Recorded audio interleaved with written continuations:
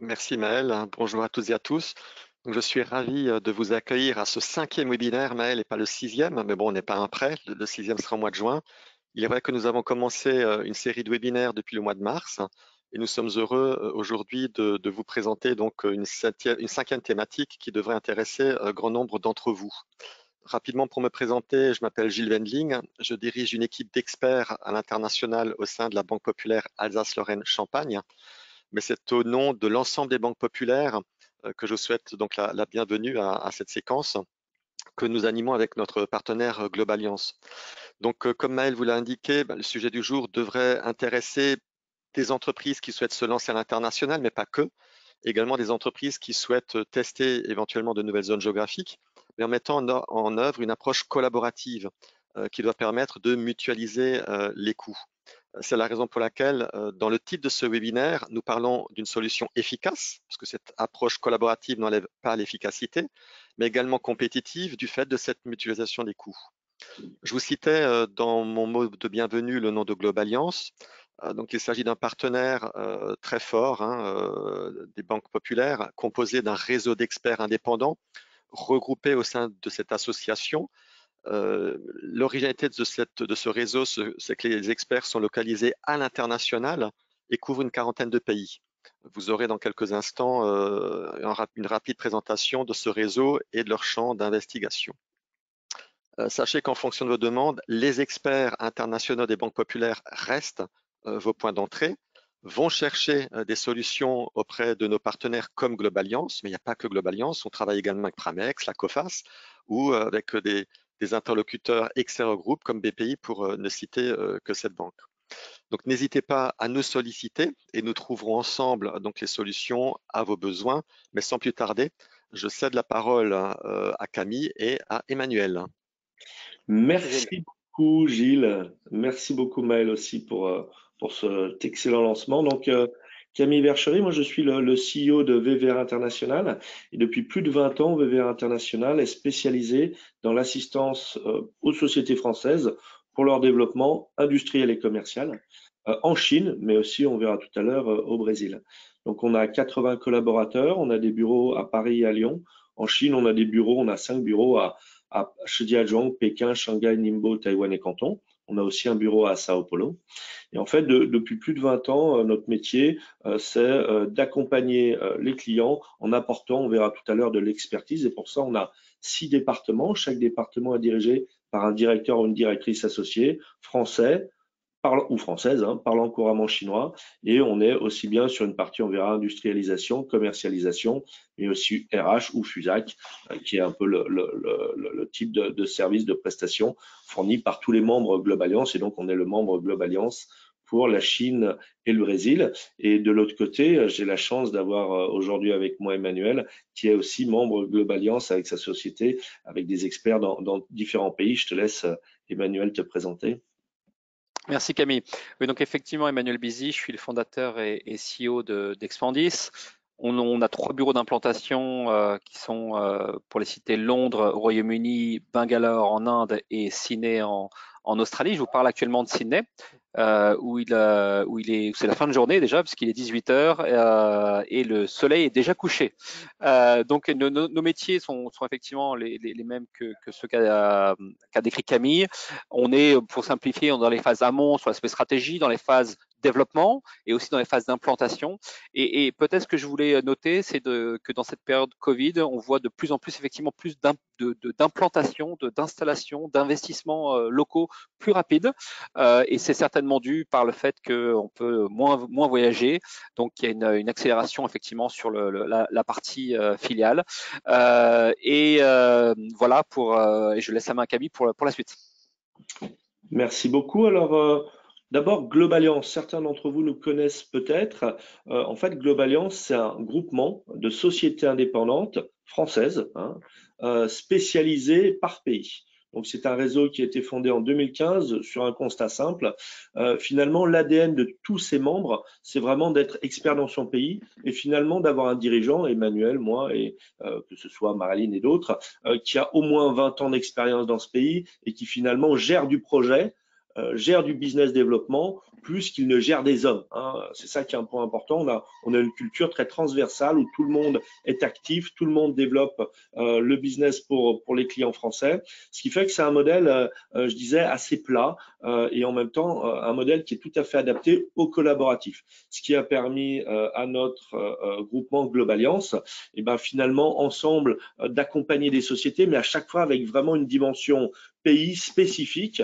On imagine bien que il y a moins de problèmes de sourcing en Angleterre qu'en Inde, et il y a moins de problèmes de portage en Allemagne qu'en Chine, hein. Donc on voit bien l'importance de ne pas avoir des modèles standards, mais vraiment d'avoir cette spécialisation et des équipes francophones dédiées. Et d'ailleurs, beaucoup d'entre nous ont des experts pays basés en France qui pilotent des équipes d'experts pays basées dans le pays spécifique. Donc c'est un réseau qui fonctionne très bien, et ce réseau et justement, et ce mode collaboratif nous a permis de nous intégrer au partenariat BPCE Pramex et finalement de faire une proposition de valeur pour vous, les clients de BPCE, vraiment très opérationnel, très pragmatique et surtout au juste prix, puisque finalement, on n'a pas besoin d'avoir des commerciaux qui ne sont là que pour vendre, ou des dirigeants qui ne sont là que pour manager. On est vraiment focusé vers le résultat de nos clients, qui sont essentiellement des PME et des ETI. Alors, je laisse Emmanuel venir sur la présentation un peu de l'équipe et des différents membres. Oui, en termes de réseau, effectivement, aujourd'hui, on a plus de 450 collaborateurs. Je crois qu'en ce début d'année, on a dépassé les 500. L'ensemble de nos bureaux cumulés représente 27 implantations avec des équipes locales.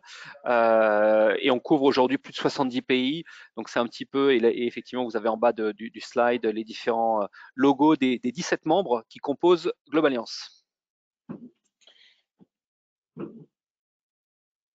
En termes de clients accompagnés, juste pour donner une volumétrie et ça donne aussi un relief sur notre expérience, on a aidé plus de 9000 clients dans différents projets sur effectivement les 20 ans multipliés par 17 d'expérience qu'on a sur nos différents pays. En termes de chiffre d'affaires géré chaque année pour nos clients, on est à plus de 350 millions d'euros de chiffre d'affaires géré, et en termes de volumétrie de projets par an, on a plus de 1200 projets cumulés. Donc effectivement, on a une latitude très large en termes d'expérience et de secteur d'activité.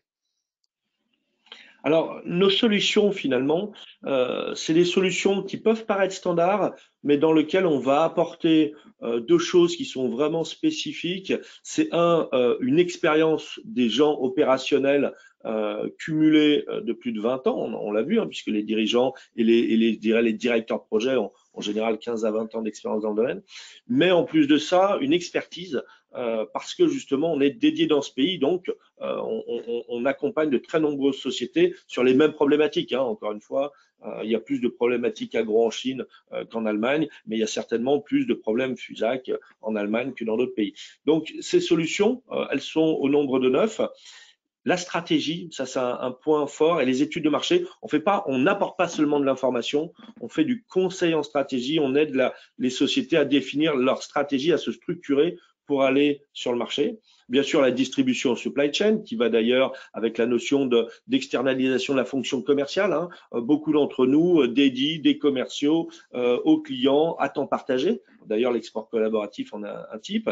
Filiale centre d'affaires, c'est assez classique. Sourcing achat qualité, qui est très technique, hein, qu'on maîtrise très bien. Implantation industrielle M&A, on va jusqu'à monter des usines, aider les sociétés à faire des acquisitions et gérer tout le process, hein, d'acquisition, on en parlera. On travaille d'ailleurs avec de très nombreux fonds. Globaliance est le partenaire de Ciparex, Creaxi, etc., etc. On développe, développement commercial, j'en ai parlé. Recrutement, RH, ça c'est un point important, et c'est un point où avec les banques, on peut vraiment développer, hein. Faire du portage salarial, faire de la RH, ça demande un vrai savoir-faire, une vraie compétence. Les licences, on a ça. Représentation institutionnelle, bah, c'est représenter la région Pennsylvanie dans tel ou tel pays. Et support aux organisateurs de salons, là, c'est dans certains pays, lorsque des acteurs sont moins pertinents que les grands acteurs des salons, alors on peut les aider. Citons par exemple Jean-Pierre Labrie, TTE Golf, qui va faire un support important sur le salon de Dubaï, enfin le prochain salon de Dubaï qui va arriver. Exposition universelle. L'exposition universelle, merci. Alors justement, je te laisse peut-être présenter un peu les équipes. Oui, très rapidement, l'idée, c'est de personnaliser, on va dire, on parle de membres, mais membres, c'est un mot un peu. Là, on a effectivement, c'est des hommes et des femmes qui sont implantés dans les pays, qui sont sur place, qui sont des opérationnels. Et comme l'expliquait Camille, c'est vraiment notre particularité, c'est que c'est pas des directeurs qui sont là dans une notion simplement de gestion locale. On est vraiment sur des experts qui vont s'impliquer dans les projets. Donc ça, c'est vraiment une particularité du réseau Globaliance, c'est que tous les hommes et les femmes qui le composent sont des hommes de terrain qui ont l'expérience aussi bien de leur territoire où ils sont implantés, mais bien souvent de l'ensemble des métiers et des services que Camille a proposés précédemment. Tout à fait. Et justement, cette équipe, on s'est aperçu que récemment, enfin, l'export collaboratif existe depuis 15 ans, mais il y a une accélération récente qu'on va vous présenter. Alors, on sait que l'export collaboratif, c'est assez porté par les fédérations, mais nous, on pense qu'il est important que nos partenaires bancaires et nos clients ou nos prospects aient connaissance de ce modèle parce que l'internationalisation des entreprises coûte de plus en plus cher. Et que se grouper, c'est pas seulement l'idée seulement de chasser en mode, ça c'est un grand terme, mais à un moment donné, il faut quelque chose de concret et que ce concret n'est pas si facile que ça à gérer, on va voir, mais apporte beaucoup plus qu'un simple partage des coûts. Et c'est cette solution qu'on vient vous présenter aujourd'hui. Alors, qu'est-ce que c'est finalement l'export collaboratif? D'abord, c'est créer un groupe d'entreprises. Et c'est d'ailleurs la première difficulté. Et c'est de créer un groupe d'entreprises, 3, 4, 5, ça peut aller jusqu'à 12, 20, mais en général, c'est entre 4 et 12. Et ces sociétés, qu'est-ce qu'elles doivent? Elles doivent avoir finalement des circuits de distribution, pas forcément des clients exactement, mais un réseau de distribution similaire et avoir des gammes de produits qui vont être complémentaires, mais en plus un ADN commun. Alors, ça paraît simple, mais mine de rien, c'est tout un travail de constituer ces groupes. Et d'ailleurs, ces groupes ne peuvent pas s'auto-gérer. C'est pas si simple que ça. Il faut un animateur. Et au sein de Globaliance, on a une personne qui est spécialisée depuis plus de 15 ans dans l'animation de ces groupes, parce qu'il faut gérer des égos, mais il faut aussi, on verra, gérer des évolutions. Et il faut en local, que ce soit en Australie, en Inde, en Chine, aux États-Unis, une personne active sur le terrain, commercial, et qui elle-même soit drivée par quelqu'un basé en France qui va aider à driver, qui va aider en fait à former le groupement, à driver ses commerciaux dans les différents pays. Donc on voit le besoin de support. Et petit à petit, donc, dans les pays, il y aura un responsable commercial pour le groupement qui agira au nom du groupement, mais surtout qui agira pour les membres du groupement. Alors qu'un distributeur, finalement, ça n'agit pas forcément pour les membres, ça agit d'abord pour lui. Et en fait, petit à petit, le groupement va apprendre à gérer lui-même ses commerciaux et restera en animation par ce consultant, mais apprendra par lui-même à gérer. Donc, on voit bien que l'export collaboratif, c'est un chemin pour un groupe, mais encadré, formé pour avoir finalement un réseau de distribution intégré à l'international. Alors, c'est quoi le besoin de ces sociétés? Pourquoi elles vont justement sur le groupement? Absolument. Et on peut parler de besoins, on peut parler aussi surtout d'avantages de travailler en groupe, de ce type de groupement. Et Gilles accentué sur l'aspect de compétitivité. Et effectivement, c'est un des premiers avantages de l'export collaboratif, c'est que ça permet une réduction des coûts ou une optimisation des coûts. Pourquoi? Parce qu'on va tout de suite mutualiser une fonction commerciale, on va mutualiser une action de promotion ou une campagne marketing. Donc, on voit tout de suite l'intérêt économique de ce type de groupement. Ensuite, il y a une notion de partage d'expérience, et ça, je pense que c'est capital. On va être dans un groupe où il y aura des profils différents, des expériences différentes, et il y aura du partage. Et donc ça, c'est vraiment une aspect clé dans le développement. On sait bien qu'à l'international, des fois, on peut se retrouver seul, et là, ça permet d'être en groupe et donc d'avoir ce partage d'expérience. Ensuite, on va retrouver des compétences spécifiques qu'on peut encore une fois partager, qui vont être des compétences par exemple dues à la gestion d'équipe ou la gestion d'un réseau de distribution locale.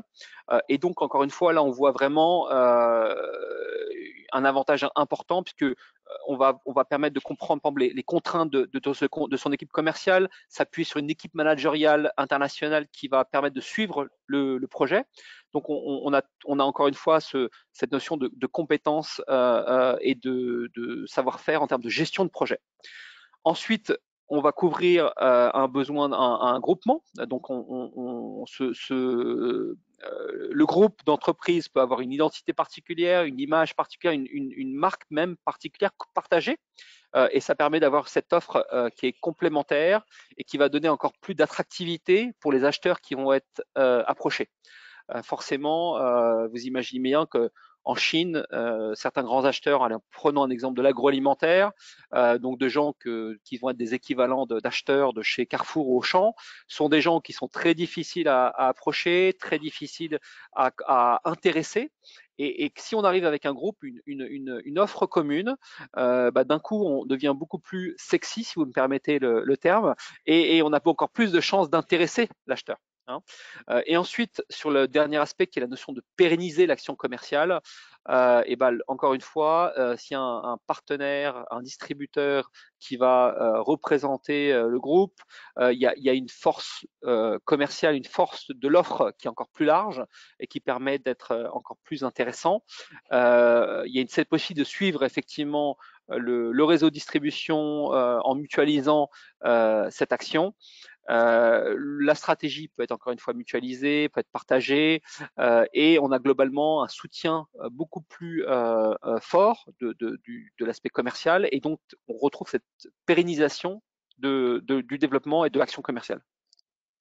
Absolument. Alors, comment ça se fait finalement cela? Ça se fait en 6 étapes. Hein. La première étape, qui est pour moi d'ailleurs la plus difficile, c'est la constitution du groupement. Pourquoi? Parce que comme je disais, il faut des gammes complémentaires, des personnalités qui s'entendent, des positions, des maturités qui peuvent être différentes mais qui vont se rejoindre. Et ça, c'est tout un travail, et c'est pour ça que au sein de Globaliance, chacun met beaucoup d'énergie à créer un groupement et après on essaye de le dupliquer sur plusieurs pays. Ça c'est un point important. Et d'ailleurs les sociétés du groupement sont contentes de pouvoir ensemble, quand elles ont réussi en Inde par exemple, se dupliquer sur la Chine, sur les États-Unis. Voire même elles profitent de solutions déjà existantes pour co-travailler. Donc c'est vraiment cette idée de profiter de la pertinence du groupement pour devenir plus fort ensemble à l'international.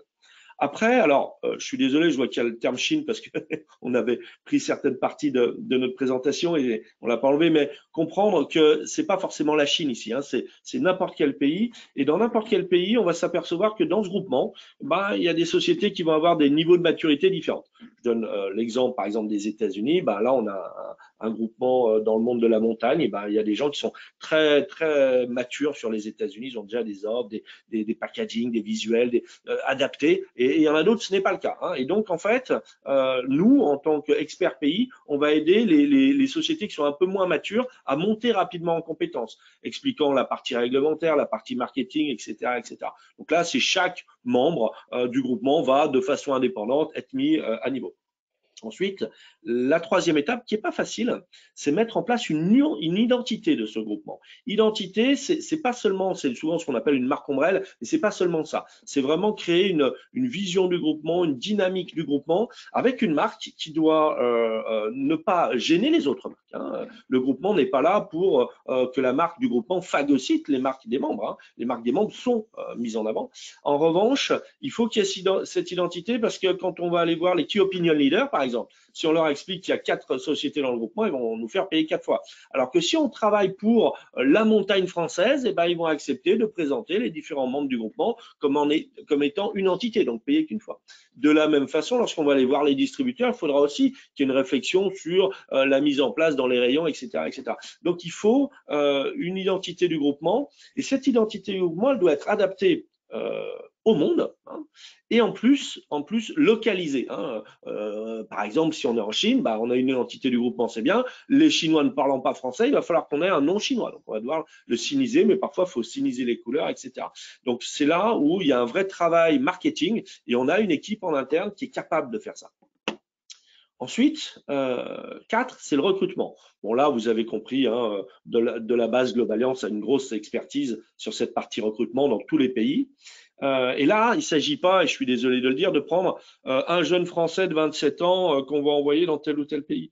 Un jeune Français de 27 ans, c'est bien pour représenter physiquement une marque, hein, être un peu brand ambassadeur, faire des dégustations, être représentant, représenter la marque physiquement. Mais l'action commerciale, elle est forcément faite par un commercial du pays. Un Américain aux États-Unis, un Chinois en Chine, un Indien en Inde, et quelqu'un qui a au moins 35-40 ans et qui est spécialiste du domaine depuis 10-15 ans. Hein. Et ça, c'est un point hyper important. C'est qu'en fait, ces gens-là, c'est eux qui sont performants, c'est eux qui amènent la performance commerciale dans le pays.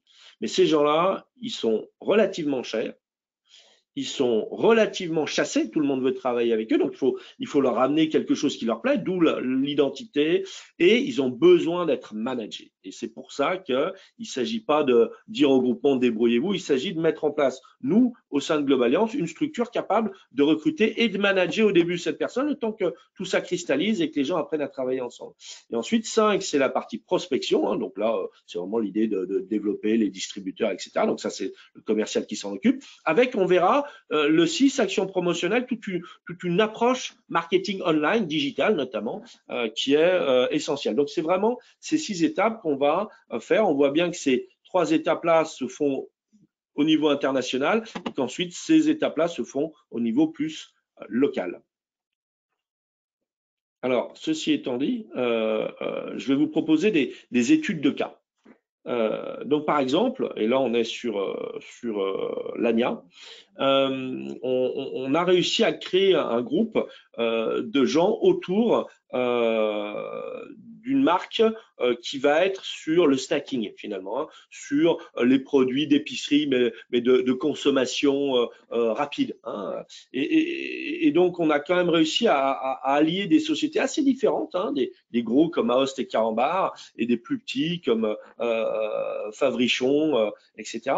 Et ces gens-là ont accepté de travailler ensemble parce qu'ils ont une clientèle, un réseau de distribution commun, ils ont un besoin de marketing commun parce que finalement ils sont pas connus en Chine et ils ont un besoin de structurer l'approche commerciale physique, on en a parlé tout à l'heure sur la Chine. Donc la marque commune, c'est Follement France, hein, puisqu'on est dans l'idée de la consommation rapide, instantanée dans les bars, etc. Donc on est sur ou dans les épiceries et la consommation rapide dans les points de vente Horeca. Donc c'est Follement France.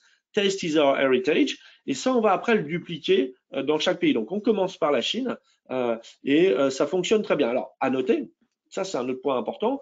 D'abord, c'est financé. Hein, c'est l'avantage aussi de ces projets-là, c'est que l'ANIA va financer à moitié les coûts de la structure. Mais au-delà de ça, c'est qu'il va y avoir une évolution. On imagine bien qu'un Naos, quand ça va commencer à marcher, il va peut-être vouloir réintégrer au sein de son équipe en Chine. Un Carambar aussi. Et on voit bien l'importance du management du groupe. C'est que s'il y en a un qui part, il faut en remettre un autre. Il faut le piloter pour justement assurer la pérennité parce que d'autres personnes vont vouloir que ça continue. D'où l'importance de 1, créer ce groupement, 2, le faire réussir, 3, l'animer, le faire évoluer. C'est tout l'intérêt de l'export collaboratif.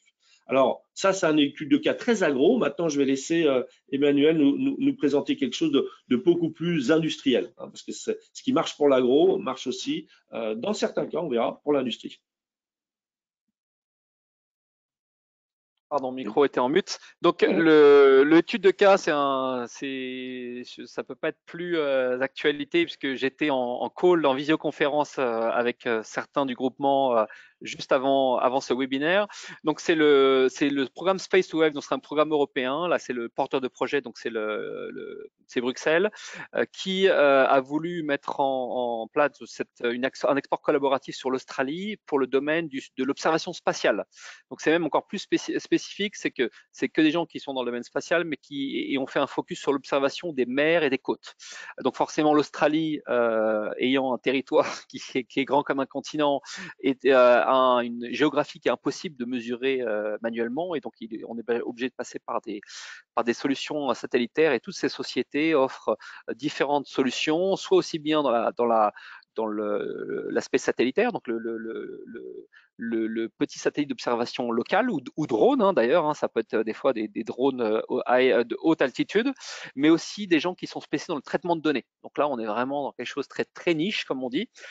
Et là, l'idée, c'était de les faire travailler ensemble sur l'Australie, travailler sur la collecte de données, également, comprendre le marché, donc tout l'aspect un petit peu de préparation et on est dans cette étape actuellement du projet. Ensuite, l'idée, c'est d'avoir une démarche commerciale commune, hein, avec encore une fois de grands acteurs qui sont par exemple des institutions australiennes comme le CSIRO, donc des grands laboratoires, ou des acteurs publics qui ont ce besoin en observation satellitaire. Et là, l'idée, c'est de venir avec une offre où il y a différents acteurs dans la chaîne de valeur qui vont être complémentaires, et automatiquement, il y a un intérêt des acheteurs beaucoup plus important. Toutes ces sociétés, vous connaissez certainement pas leur logo, parce que c'est des PME, hein, pour certaines même des TPE, hein, qui ont des fois 10 personnes, 20 personnes, 50 personnes, mais on n'est pas du tout sur la grande multinationale. Et automatiquement, pour eux, sur un territoire lointain comme l'Australie, ça aurait été très dur d'intéresser de grands acteurs, en particulier des acteurs publics. Et là, d'un coup, dès qu'on vient avec cette offre globale, on devient beaucoup plus intéressant, et on a tout de suite une force de frappe aussi beaucoup plus importante. Donc ça, c'est aussi important à souligner. C'est ce côté où on peut, on va dire 5-6 sociétés de 50 personnes, d'un coup, ça fait 250 personnes. Donc, on n'est plus du tout dans la même taille, et donc je pense que c'est important de le souligner. Alors après, on parlait de mutualisation de la recherche d'informations, de la stratégie, mais après, bien sûr, c'est dans la recherche de distributeurs. Ces gens-là ont besoin automatiquement de distributeurs locaux qui vont être des relais. Il y aura on est dans l'aspect satellitaire, donc à un moment donné, il faut lancer ces satellites. Il y a une partie maintenance, et encore une fois, toutes ces sociétés peuvent s'appuyer sur un spécialiste, par exemple local, qui va stocker ou qui va assurer le SAV. Donc on voit tout de suite bien, on voit l'intérêt de cette mutualisation. Alors ils ne sont pas encore à l'étape d'un recrutement d'un commercial local, mais bien sûr c'est dans la feuille de route. Encore une fois, avec l'idée d'avoir une personne locale qui représente le groupement dans sa globalité, et qui permet effectivement de gagner des parts de marché, de convaincre des acheteurs et de se structurer localement. Et puis après, effectivement, pourquoi pas, et on n'en est pas encore là, mais c'est plutôt une vision 2022-2023, réfléchir pour certains à une création d'une joint venture. Donc ça peut aussi effectivement donc avoir une société locale avec des parts partagées, aussi bien avec un acteur australien, mais aussi plusieurs acteurs du groupement. Donc on voit bien que le champ d'action, le champ du possible dans le cadre d'une démarche collaborative multiplie en fait l'impact commercial, et permet encore une fois cette mutualisation. Tout à fait. Alors, maintenant qu'on a bien parlé de l'export collaboratif, on va vous parler aussi d'autre chose, d'un autre service qui a le vent en poupe en ce moment. En fait, à cause du Covid, avant de rentrer en export collaboratif, beaucoup de nos clients sont venus nous voir en disant j'ai un problème, je n'arrive plus à joindre, ou la communication passe moins bien, ou j'ai des difficultés avec mon distributeur en Inde, avec mon fournisseur en Chine, avec mon partenaire avec qui j'étais en train de négocier quelque chose, on était très avancé, et finalement, voilà, il n'y a plus de communication, ça se passe mal. Ça, c'est assez intéressant parce que plus le temps avance et plus ce problème devient prenant pour les entreprises. Et en fait, de quoi est-ce qu'ils ont besoin, nos clients? C'est de quelqu'un qui va, comprendre la situation, donc être capable d'étudier le problème et la situation du client et surtout sa relation avec ce partenaire à l'international. Et deuxièmement, d'agir en allant chez ce partenaire pour comprendre ce qui se passe et débloquer une situation. Et donc, on a développé au sein de Globaliance un service très simple qu'on appelle l'audit commercial international. L'idée, c'est, vous êtes cette société, vous avez une difficulté, on vient discuter avec le patron par visio, c'est assez rapide. Il nous explique la situation, il nous envoie les contrats qui sont bloqués, des exemples de problèmes. Enfin, il nous envoie les difficultés qu'il reçoit à travers des documents. On en discute avec lui. Et ensuite, une équipe experte du domaine va se déplacer chez le partenaire, le fournisseur, le distributeur, pour discuter avec eux, pour échanger, pour comprendre, mais d'un point de vue opérationnel, technique, juridique, financier, etc. Et ça demande une vraie compétence en France et une vraie compétence dans le pays. Et c'est finalement assez peu cher, mais ça permet vite de débloquer, de reprendre le contrôle des situations. On a fait un forfait. 4 000 euros, quel que soit le pays. Ça comprend, mine de rien, facilement 2 jours plus de travail en tant que tel, plus toute la préparation et la mise en place. Donc, on voit qu'on est sur 4 jours hommes de travail environ. Donc, c'est pas rien. Et l'objectif pour nous, c'est vraiment de débloquer les situations. Donc, si vous avez des clients qui sont dans ce cadre-là, pensez-y. Amenez-les nous, on pourra échanger. En plus de ça, ce forfait est pris en charge par le chèque relance export. Donc en fait, c'est financé entre 50 et 100%. Donc c'est intéressant de ne pas laisser une situation pourrir, on va dire. Et d'ailleurs, pensez aux aides export. Je te laisse, Emmanuel. Exactement. Donc, dans la foulée, effectivement, tu parlais du chèque relance export. Effectivement, tous les membres Globaliance sont habilités à délivrer des chèques relance export.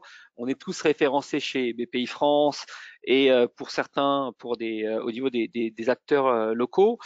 Et donc, pensez effectivement à être supporté financièrement parlant dans votre démarche export à travers effectivement ce programme spécifique de relance export, mais aussi BPI France, comme l'expliquait Gilles en introduction, qui aujourd'hui propose une multitude de produits bancaires dédiés à l'aide export, comme l'assurance prospection.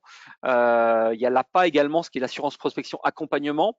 Et enfin, il y a une aide qui est spécifique au service export externalisé. Donc un sujet qu'on a traité également en webinaire précédemment. Donc voilà, il y a tout ce panel d'aide existant. Il faut bien sûr, soit pour si vous êtes une entreprise, vous rapprocher de banques populaires qui l'expertise pour vous orienter vers l'aide la plus appropriée, ou effectivement, si vous travaillez pour la banque, c'est vos clients, il faut les sensibiliser sur ces aides existantes, bien sûr.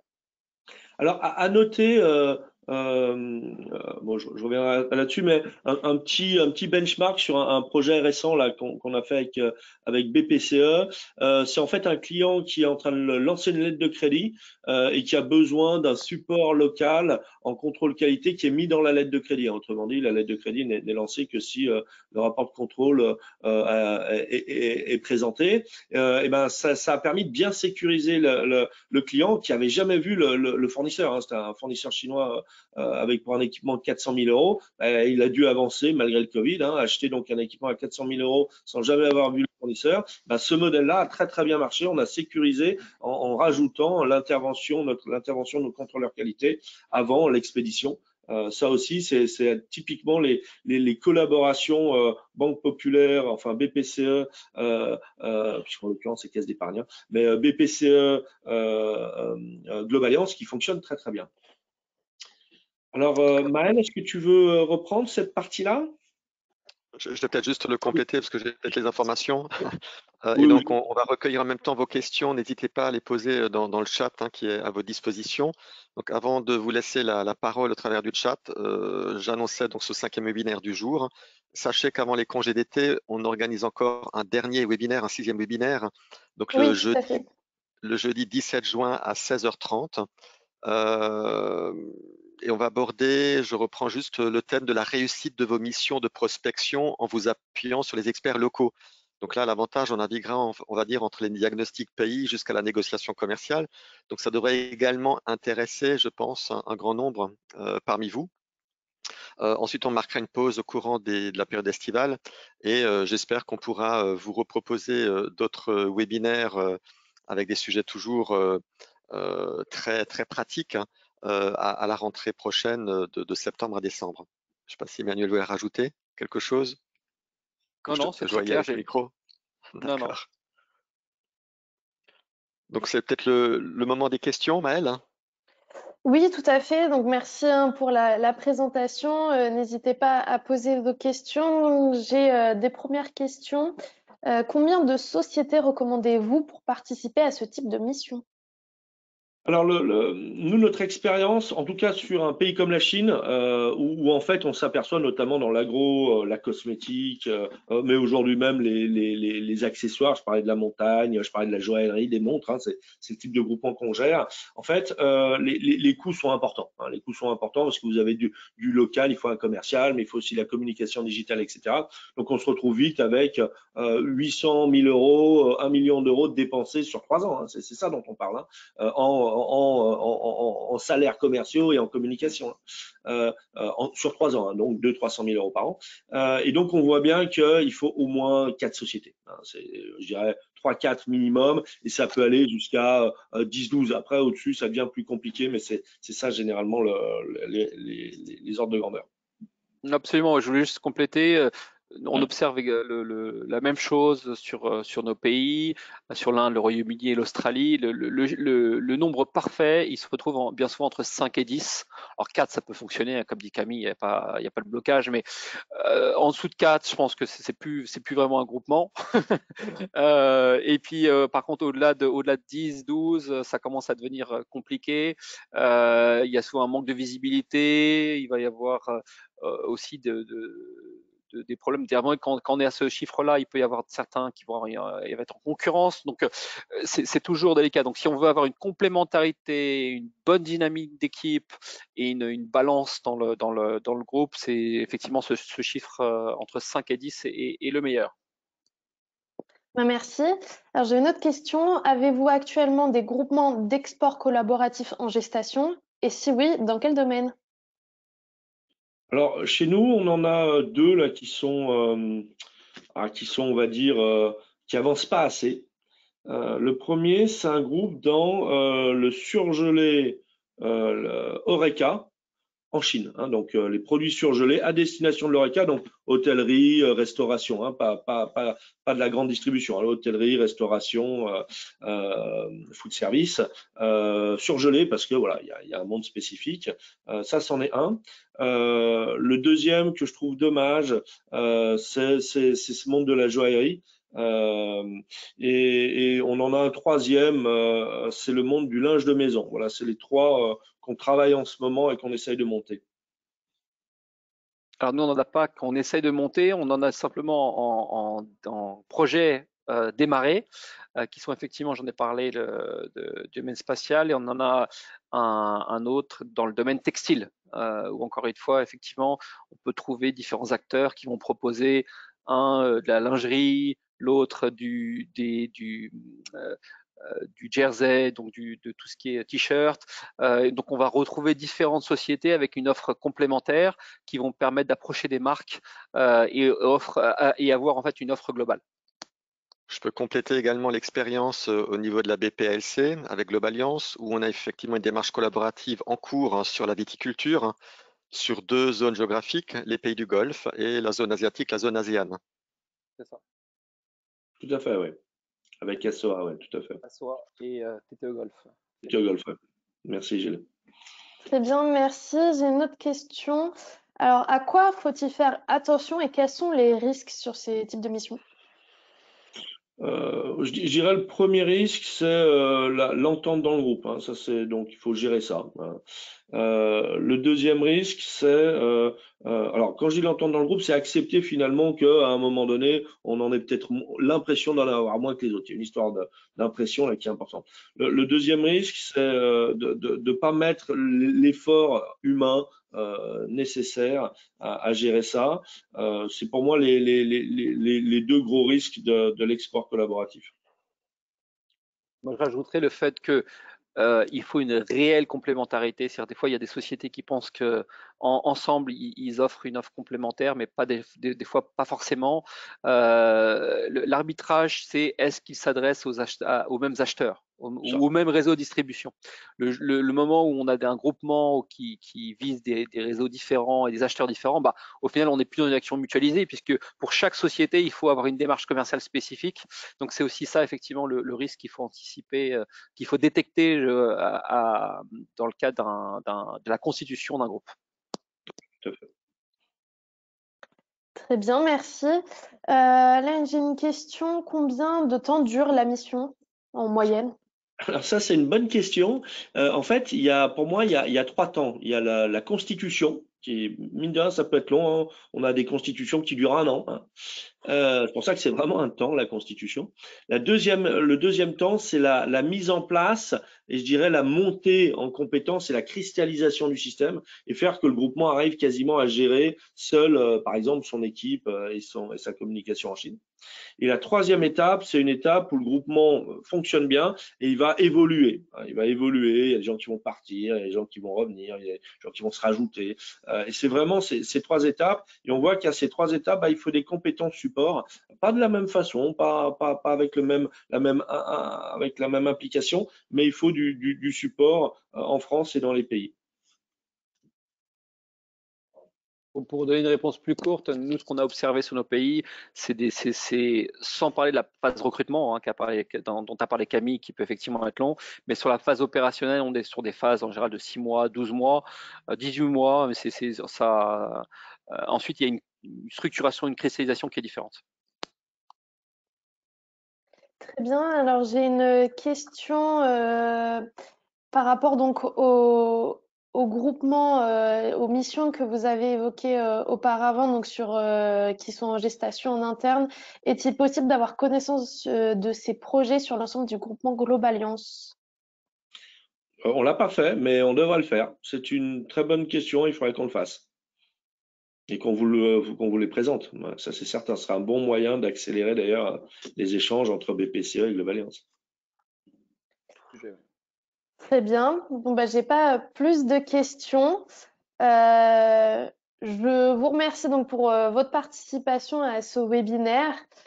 Sauf si jamais vous avez d'autres questions à nous poser, n'hésitez pas, ou à revenir ultérieurement à ce webinaire, n'hésitez pas à revenir soit vers votre chargé d'affaires Banque Populaire, soit directement à nous contacter. Nous espérons donc bien sûr vous retrouver sur le prochain webinaire que vous a présenté Gilles, qui sera le 17 juin sur la réussite des missions de prospection. Emmanuel, Camille, Gilles, vous avez un dernier mot à nous dire avant qu'on se quitte? Je voudrais juste préciser que le gouvernement et les chambres de commerce ont déjà défendu l'intérêt de chasser en meute. Et clairement, cette approche collaborative, ça correspond à cette chasse en meute. On gagne en efficacité. Et au-delà d'efficacité, on a vu quand même qu'on arrive à mutualiser les moyens. Donc, c'est vraiment un excellent moyen que se développer plus vite, plus fort, à moindre coût à l'international.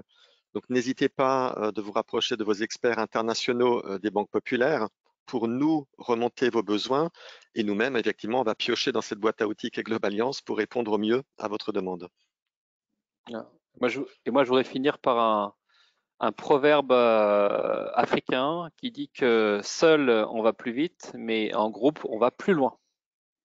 C'est bien vrai. Écoutez, merci à tous et merci Gilles, merci Maëlle pour cette belle organisation et à très bientôt. Merci. Très bonne journée à tous et à bientôt. À bientôt, merci. Au revoir.